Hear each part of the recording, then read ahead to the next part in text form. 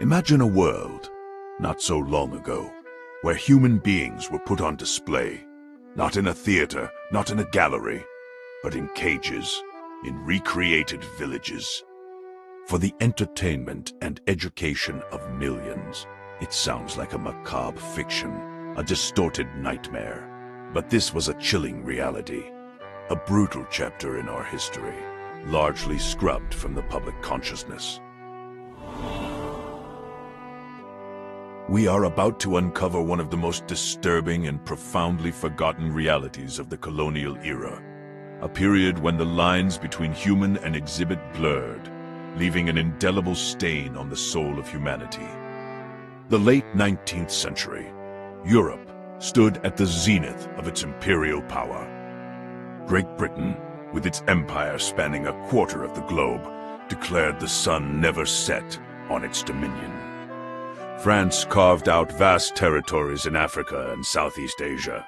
Germany, a latecomer, aggressively sought its place in the sun. And a small, seemingly benign nation like Belgium, under King Leopold II, secretly amassed a personal empire of unimaginable brutality in the heart of Africa. This era of insatiable conquest wasn't just about land and resources. It was underpinned by a burgeoning, sinister ideology. Racial science.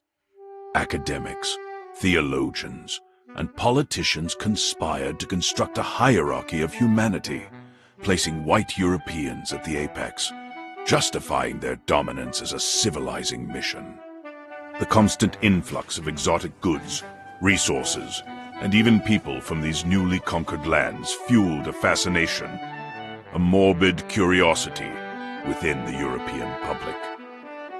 Colonized people, stripped of their sovereignty and dignity, were increasingly viewed not as fellow humans, but as exotic spectacles, living embodiments of the primitive world Europe claimed to be civilizing.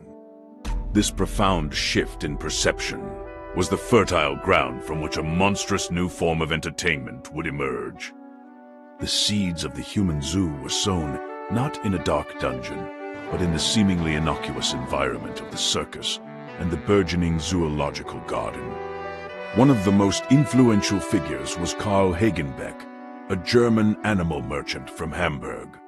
By the 1870s, Hagenbeck was not merely importing exotic animals, he began importing exotic people. In 1874, Hagenbeck presented